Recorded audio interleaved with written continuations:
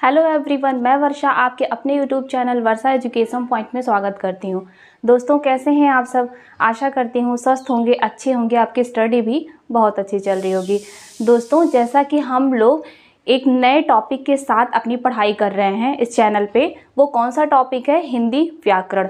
दोस्तों, अभी हम लोगों ने अपने जो है हिंदी व्याकरण से पहला टॉपिक वर्णमाला को स्टार्ट किया पढ़ना। वर्णमाला से संबंधित हम लोग जो भी फ्रेमिंग थी, मैंने वो आप लोग को बताया कि स्वर कितने हैं, व्यंजन कितने हैं। और कल की क्लास में हम लोगों ने स्वरों का वर्गीकरण बहुत ही अच्छे से पढ़ा। जो लोग भी मेरे इस चैनल पे अभी आए होंगे वो जो है ज़रूर जाके मेरी पहली वो वीडियो वर्णमाला की देख लें, उसमें मैंने बहुत ही अच्छे से बताया हुआ है। बाकी तो जो लोग डेली पढ़ रहे हैं और मेरे साथ साथ चल रहे हैं, फिर उनके लिए तो भाई तालियां, बहुत अच्छी बात है। दूसरी क्लास वर्णमाला की दोस्तों मैं आज जो है व्यंजन को पढ़ाने वाली हूँ आप लोगों को। इसके बाद दोस्तों यही आशा करेंगे कि 2 वीडियो पढ़ने के बाद वर्णमाला से संबंधित चाहे वह कोई भी एग्ज़ाम हो, बिल्कुल भी क्वेश्चन आप लोगों का जो है कोई भी कन्फ्यूजन नहीं रहेगा, सारा क्वेश्चन आप लोग हल करेंगे। तो दोस्तों हम लोग चलते हैं, व्यंजन पढ़ते हैं। तो व्यंजन हिंदी में मूल व्यंजन कितने हैं? हिंदी में मूल व्यंजन दोस्तों 33 हैं। ठीक है, अब कुछ लोग के दिमाग में आ रहा होगा कि जो है 39 है, तो 39 है, बट मूल व्यंजन की अगर बात होगी तो 33 है। वो 39 कैसे है वो भी मैं आप लोग को इसी क्लास में बताऊंगी। तो आप लोग पूरी लास्ट तक क्लास देखिए, कोई भी कंफ्यूजन नहीं रहेगा। तो दोस्तों अब आती है व्यंजन। व्यंजन की हम लोग परिभाषा भी समझ लेते हैं कि यह है क्या। तो दोस्तों जैसा कि मैंने कल बताया था, एक बार फिर से आप लोग को जो है कल की क्लास में चलिए एक बार फिर से रिवीजन कर देती हूँ। रिवीजन भी हो जाएगा, साथ में ये क्लास भी पढ़ने में आसानी हो जाएगी। जैसा कि मैंने बताया था आप लोग को, स्वर जो होते हैं दोस्तों वह बिल्कुल स्वतंत्र होते हैं। उनका उच्चारण करने के लिए हमें जो है किसी की भी सहायता नहीं होती है। बिना अवरोध, बिना बाधा के जो है वह होते हैं, वह जो है किसी पे आश्रित नहीं होते। लेकिन व्यंजन ठीक स्वर का उल्टा है। व्यंजन वर्ड का उच्चारण करते समय हमें हमेशा स्वर की सहायता लेनी पड़ती है। ठीक है, अब ये एक तरीके से पूरी तरीके से जो है दोस्तों स्वर पर आश्रित होते हैं, वरना व्यंजन कंप्लीट ही नहीं है। वह कैसे है मैं आपको बताती हूँ। जैसे कि देखिए यहाँ बता दे रहे हैं आप लोगों को एग्जाम्पल में। जैसे कि देखिए ये क है, ठीक है, क एक व्यंजन हो गया। अब देखिए कंप्लीट व्यंजन कैसे हुआ, अब इसको तोड़िए। जैसे क, ये हलंती, देखिए आधा व्यंजन हो गया। अब ये अस्वर, फिर मिलके कंप्लीट क्या हुआ? क व्यंजन। ठीक है, तो इस प्रकार से दोस्तों ये देखिए स्वर से मिलकर ही व्यंजन का उच्चारण होता है, वह कोई भी हो। अब उम्मीद करते हैं ये आप लोग को अच्छे से समझ में आ गया होगा कि व्यंजन क्या है। फिर दोस्तों अब आता है कि प्रश्न व्यंजन से बनता कैसे है और कहाँ से। तो दोस्तों व्यंजन का जो है हम लोग वर्गीकरण पढ़ने वाले हैं, एकदम ध्यान से आप लोग पढ़िए। अब देखिए कैसे आता है प्रश्न। इसका जो वर्गीकरण है दोस्तों वो अलग अलग मैंने जो है बताया हुआ है, जैसे पहला वर्गीकरण, दूसरा, तीसरा, ठीक है, फिर अन्य जो हैं ये सब तो आप लोगों ने नाम सुना होगा। लेकिन एक बार इस तरीके से पढ़ के देखिए तो आपका इसी वीडियो में व्यंजन से संबंधित सारे डाउट क्लियर हो जाएंगे। तो व्यंजन का वर्गीकरण में पहला जो क्वेश्चन बनता है दोस्तों वो बनता है उच्चारण के आधार पर। ठीक है, उच्चारण के आधार पर हमें जैसे कि ऑप्शन दे देता है कि यह किस प्रकार का है व्यंजन। जैसे कि उच्चारण, जैसे ये देखिए गला है हम लोगों का, अब यहाँ से जैसे कंठ स्टार्ट हुआ, फिर तालु हुआ। ठीक है, ये उच्चारण, ये हम लोग पूरी चीज़ें जो है जो प्रक्रिया चलेगी ना उच्चारण सारा जो है ये गले से लेकर ये पूरा ओष्ठ तक सारा है, तो उसको उच्चारण की दृष्टि से बोलते हैं। वह जो है दोस्तों कितने प्रकार के हैं? वह 7 हैं, वो भी मैं आपको बताऊंगी। फिर वो कैसा है दोस्तों, देखिए अब आता है दोस्तों, अब उच्चारण की दृष्टि से हम लोग पढ़ने वाले हैं, तो उसके पहले आप लोगों को ये समझना पड़ेगा ये पूरा वर्ग ये है क्या। ठीक है, तो दोस्तों जैसा कि मैंने बताया कि व्यंजन 33 होते हैं। ठीक है, तो उनमें जो स्पर्श व्यंजन होता है, स्पर्श व्यंजन क्या होता है? स्पर्श व्यंजन जो होता है वह टोटल 25 होते हैं। 25 वह कौन कौन से होते हैं? वह जो है दोस्तों क से लेकर म तक, अर्थात स्पर्श व्यंजनों की संख्या होती है 25। ठीक है, क से म तक के जितने भी व्यंजन होते हैं वह होते हैं स्पर्श व्यंजन। आप लोगों को इसकी संख्या भी याद करनी है, संख्या भी पूछ देता है। क से लेकर म तक के जितने भी हुए वह कौन से हुए? स्पर्श व्यंजन। अब दोस्तों स्पर्श व्यंजन को दो और नामों से भी जानते हैं, एक वर्गीय व्यंजन और उदित व्यंजन। तो यहाँ पे लिख देते हैं हम छोटा सा, अगर नहीं भी दिख रहा होगा तो आप लोग सुनिएगा।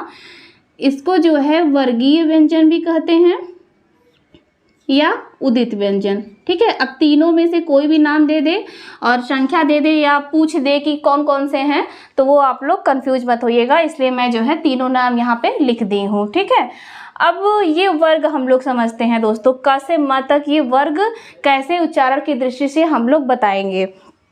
तो जैसे देखिए ये मैंने यहाँ पे बांट दिया हुआ है 5 जो है भागों में। देखिए 1 2 3 4 5। ठीक है, क से लेकर पूरा म तक। अब ये जो पूरे जो व्यंजन है हमारे, ये 5 व्यंजन के जो वर्ग हैं उसमें से जो ये पहला वाला वर्ग है ना, क च ट त प, इसी को जो है वर्गों का नाम दे दिया गया। अर्थात जो पहला वाला वर्ण है ये, उसी के आधार पर पूरे भी वर्ग का नाम दिया हुआ है। जैसे ये क वर्ग है तो क वर्ग के अंदर कितने आते हैं? क ख ग घ अंग। ठीक है, ये पांचों जो आ गए वह क वर्ग के अंतर्गत आ गए।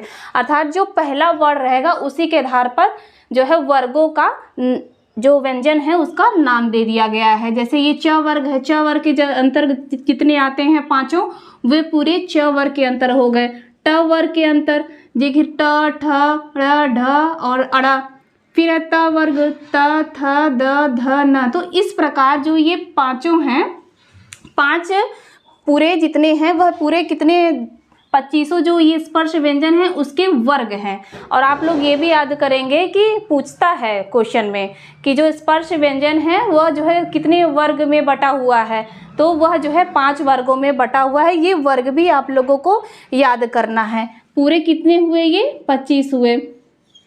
फिर है दोस्तों, अब यहाँ से प्रश्न वर्ग से कैसे बनता है? जैसे कि देखिए मैंने बताया ना कि उच्चारण के आधार पर पहचानना पड़ता है कि कौन सा जो है व्यंजन किस जो है उच्चारण की दृष्टि से है।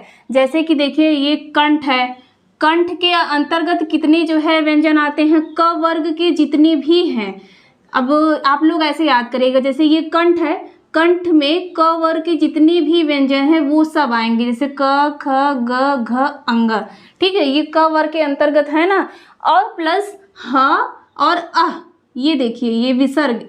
ठीक है, ये विसर्ग और ह ये भी मैंने इंक्लूड कर दिया है, ये जो है कंठ के अंतर आते हैं। तो उच्चारण की दृष्टि से पहला अब आप लोग को जो है दोस्तों समझ में आ गया होगा कि प्रश्न कैसे बनेगा।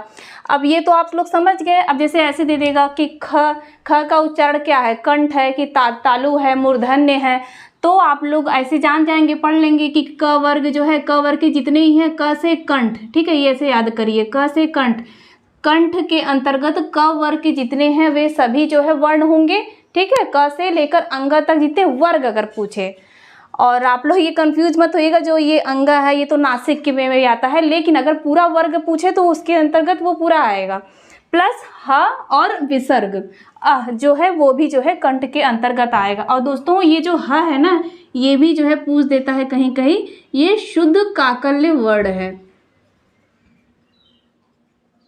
शुद्ध काकल्य वर्ण है। फिर आता है अगला, अगला क्या है कि तालु। तालु से जो है कौन कौन से वर्ण का उच्चारण होता है? तो च वर्ग के जितने भी हैं, च वर्ग मतलब अब जैसे क का मैंने बताया कि पहला जो वर्ण है उसी के आधार पर वो वर्ग बना दिया, उसके अंतर्गत जितने भी होंगे वो सब कंठ के अंतर्गत आएंगे। इसी प्रकार च वर्ग के जितने भी होंगे जो है व्यंजन वो सब तालु के अंतर्गत आएंगे। जैसे च छ ज झ इया, सब ये तालु के अंतर्गत आएंगे। फिर है य और श, यह भी जो है दोस्तों तालु के अंतर्गत ही है। ठीक है, ये याद रखिएगा, क्योंकि श के देखिए ये तीनों हैं, ये देखिए इसमें ये सब तो भाई बहुत, ये तीनों बहुत कंफ्यूजन क्रिएट करता है। ये जो तीनों स है ये भी आप लोग याद रखिएगा। फिर है मूर्धन्य। उच्चारण की दृष्टि से मूर्धन्य के जो है कौन कौन से जो है वर्ण हैं? तो ट वर्ग के जितने भी आते हैं वर्ण वह मूर्धन्य के अंतर्गत आते हैं। ट ठ ड़, ये जो लड़ाई वाला है, और ढ जैसे पढ़ाई पढ़ाई वो वाला है। ठीक है, और फिर अड़ा, फिर र, और ये खटकोड़ वाला स मूर्धन्य के अंतर्गत आता है। फिर है दोस्तों दंत्य, ठीक है। दंत के अंतर्गत त वर्ग के जितने भी वर्ण हैं वो आते हैं। फिर ल और श, ठीक है। अब ये देखिए, अब आप लोग क्या करिएगा ना कि जैसे ये जो तीनों श है इसको जो है एक जगह अलग से लिख लीजिएगा कि ये वाला जो श है वो तालु के अंतर्गत आता है, खटकोड़ वाला श मूर्धन्य के अंतर्गत आता है, और ये जो स है सरिता वाला स ये जो है दंत के अंतर्गत आता है, ठीक है, ये याद रखिएगा। फिर आता है कि उच्चारण की दृष्टि से ओष्ठ के अंतर्गत कितने जो है वर्ण आते हैं, कौन कौन से आते हैं, तो प वर्ग के जितने भी पूरे हैं प फ ब भ म सब ओष्ठ के अंतर्गत आते हैं। साथ में जो है छोटा ऊ और बड़ा ऊ भी ओष्ठ के अंतर्गत आते हैं। तो दोस्तों उच्चारण की दृष्टि से यही सब हैं, और 25 जो स्पर्श व्यंजन हैं वो हैं, और साथ में जो मैंने एक्स्ट्रा यहाँ पे प्लस करके लिखा हुआ है ये भी आप लोग याद रखिएगा। तो फिर अब अगला आता है प्राण तत्व के आधार पर। प्राण तत्व, प्राण मतलब होता है दोस्तों वायु, ठीक है। प्राण मतलब क्या होता है, वायु, ठीक है। अब प्राण तत्व के आधार पर कितने जो है भागों में विभाजित किया हुआ है, कैसे हम लोग पहचानेंगे कि कौन सा अल्प प्राण है कौन सा महाप्राण है। देखिए दो है ना, अल्प प्राण मतलब, अल्प मतलब तो आप लोग जानते होंगे कम, महा अधिक, ठीक है। जैसे कि कोई भी जो है वर्णों का उच्चारण करते समय अगर कम मुख से अगर कम वायु निकले तो अल्प प्राण है, या किसी भी व्यंजन या वर्ण का उच्चारण करते समय मुख से अगर अधिक वायु निकलती है तो वो महाप्राण है। देखिए दोस्तों परिभाषा एग्जाम में नहीं पूछेगा, ठीक है, परिभाषा नहीं पूछेगा, बस समझना है आप लोगों को। बस यही सब पूछता है कि कौन सा किस वर्ग के अंतर्गत है, कौन सा व्यंजन है, ठीक है। परिभाषा नहीं पूछता, लेकिन फिर भी अब हम लोग अच्छे से पढ़ रहे हैं तो परिभाषा को तो समझना ही पड़ेगा, ठीक है। तो अल्प प्राण के अंतर्गत कौन कौन से भी जो है वर्ण आते हैं, तो दोस्तों देखिए प्रत्येक वर्ग का पहला, प्रत्येक वर्ग का तीसरा, प्रत्येक वर्ग का पांचवा, ठीक है। अब वर्ग ये देखिए 1 2 3 4 5, ठीक है, ये पांचों हो गए ना। अब ये से समझिए जितने दोस्तों, जैसा कि मैंने बताया कि अल्प प्राण के अंतर्गत प्रत्येक वर्ग का पहला, प्रत्येक वर्ग का तीसरा, प्रत्येक वर्ग का पांचवा जो है व्यंजन है या वर्ग कह लीजिए, इसके अंतर्गत जितने भी हैं पूरे वर्ण सब आते हैं। अब पहला तीसरा पांचवा 135 कितने हुए अल्प प्राण, चाहे ऐसे याद करिए आप लोग 135 अल्प प्राण। अब देखते हैं पहले वर्ग के अंतर्गत कितने हैं, जैसे पहले वर्ग के अंतर्गत देखिए क च ट त प, ये सब क्या है अल्प प्राण हैं, ठीक है। फिर उसके बाद तीसरा, अब जैसे कि 135 कितने हुए अल्प प्राण हुए, अब तीसरा देखिए ये ग ज और ड और द ब, फिर पांचवा अंग इय ड़ न म, ठीक है। 135 जितने भी हुए प्रत्येक वर्ग के ऐसे याद कर लीजिए आप लोग, वो अल्प प्राण हुए प्लस अंतस्थ व्यंजन। अब ये देखिए अंतस्थ व्यंजन आ ही गया है तो हम लोग इसको भी अच्छे से समझ लेते हैं कि है क्या। अंतस्थ व्यंजन जो है दोस्तों, जो स्पर्श व्यंजन है सेम उसका उल्टा है। कैसे, जैसे कि जो भी उच्चारण करते हैं किसी भी वर्ण का हम लोग, तो जो जिह्वा होती है वो मुख के किसी न किसी भाग को स्पर्श करती है, ठीक है। तो क से म तक जितने भी हैं वह स्पर्श व्यंजन है, ठीक है। लेकिन अभी जो अंतस्थ व्यंजन है वह मुख के किसी भी भाग से बिल्कुल भी स्पर्श नहीं करती था, तो वह स्वर और व्यंजन के बीच की स्थिति होती है, तो वो जो है अंतस्थ व्यंजन कहलाती है। अंतस्थ व्यंजन कितने हैं, अंतस्थ व्यंजन 4 हैं, य र ल व, ठीक है। अंतस्थ व्यंजन कितने हैं दोस्तों, 4 हैं, ये आप लोग याद रखिएगा। फिर उसके बाद अब इसमें याद ये रखना है कि ये तो हो गया, अलग से याद करना है कि अंतस्थ व्यंजन कितने हैं। अब हमें यहाँ अब लोग बात कर रहे हैं कि प्राण तत्व के आधार पे कि अल्प प्राण, जैसे कि 135 प्रत्येक वर्ग का पहला, तीसरा, पांचवा, और प्लस उसके बाद जितने भी अंतस्थ व्यंजन कितने हुए 4 हैं, य र ल व, ठीक है।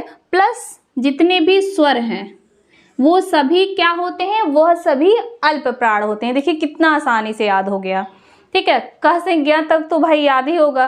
5 ये जो वर्ग है दोस्तों ये आप लोग याद कीजिए, फिर उसके बाद तो सब हो जाना है, सब के सब, ठीक है, सीक्वेंस से। बस ये अगर याद कर लिए अच्छे से ना, फिर उसके बाद तो कोई कठिनाई होने वाली नहीं है, ना अल्प प्राण में ना महाप्राण में। फिर से एक बार रिवीजन कर दे रहे हैं कि जो अल्प प्राण है उसका सूत्र क्या है, उसका ट्रिक यही है कि प्रत्येक वर्ग का पहला, दूसरा, पांचवा अर्थात 135 प्लस अंतस्थ व्यंजन प्लस जितने भी कंप्लीट स्वर हैं 11, वो सब कौन है, वह सब अल्प प्राण है। फिर महाप्राण ऐसे जो है व्यंजन का उच्चारण करते समय अधिक वायु की आवश्यकता होती है, वो तो महाप्राणों में तो हुई परिभाषा। लेकिन अब प्रश्न हम लोग कैसे सॉल्व करेंगे, तो प्रत्येक वर्ग का दूसरा, प्रत्येक वर्ग का चौथा, ठीक है। अब दूसरे में जो है दोस्तों देखिए ये ख, छ, ठ, थ, फ। फिर चौथा देखिए ये हुआ घ, झ, ढ, ध, भ, ये सब महाप्राण हुआ प्लस ऊष्म व्यंजन। अब ये देखिए ऊष्म व्यंजन, ऊष्म व्यंजन में देखिए ये तीनों श आ जा रहे हैं, ठीक है। फिर उसके बाद ये ह आ जा रहा है।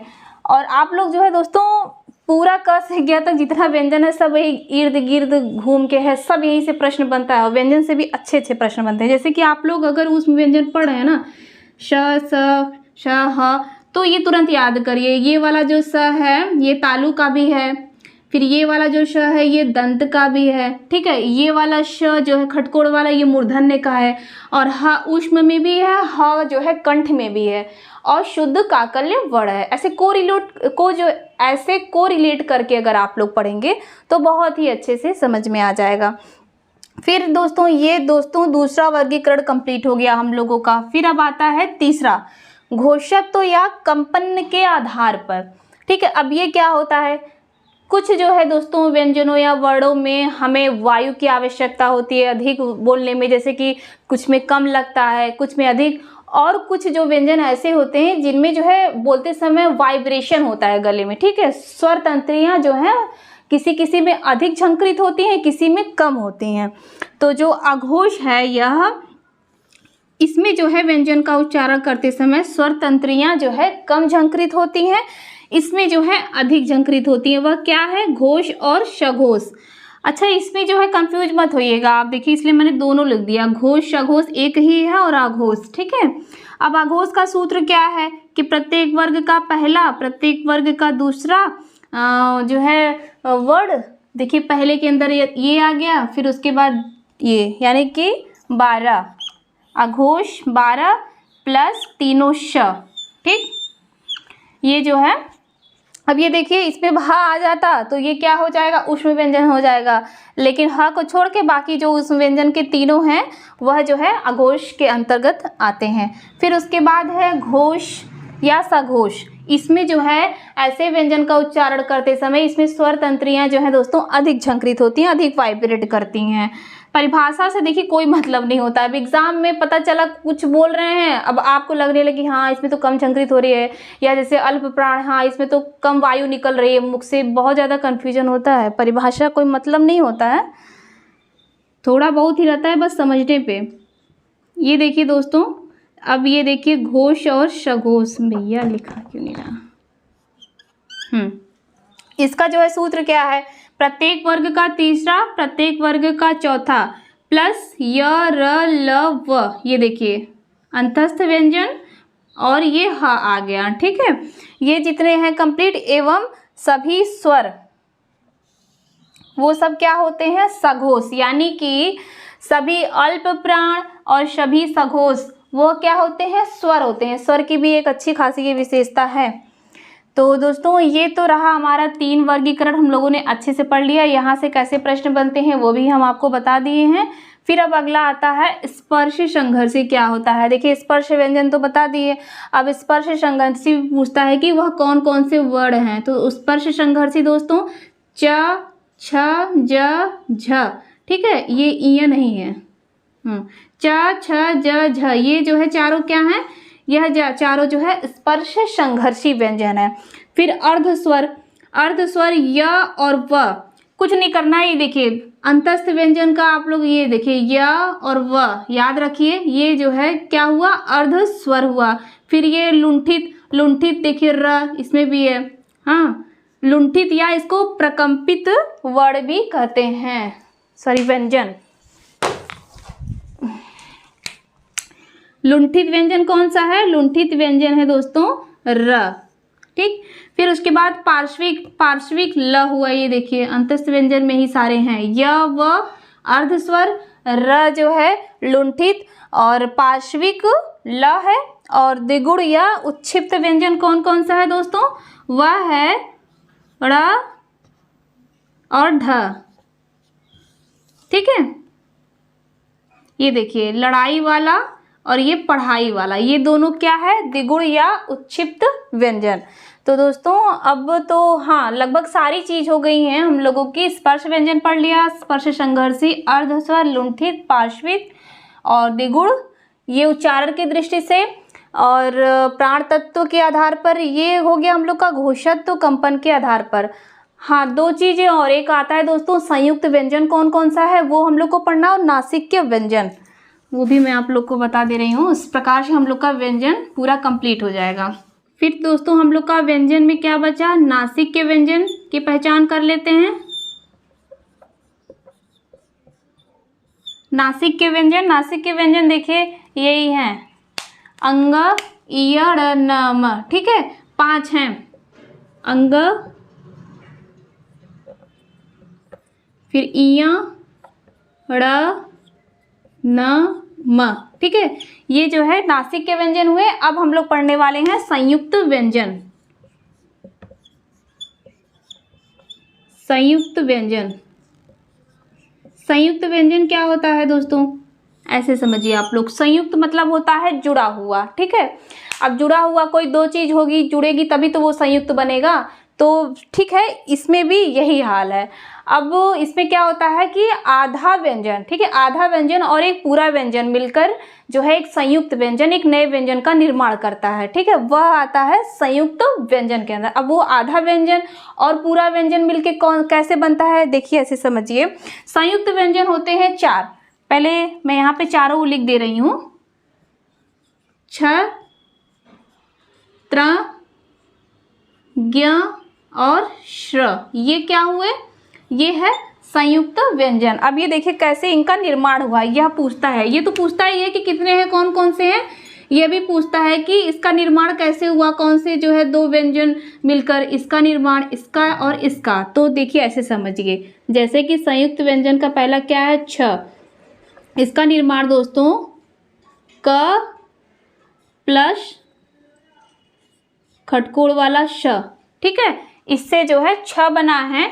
फिर त्र कैसे बना है, त हलंत प्लस र, फिर उसके बाद है ज्ञ, ज हलंत प्लस इय, फिर है स्र कैसे बना है, श हलंत प्लस र।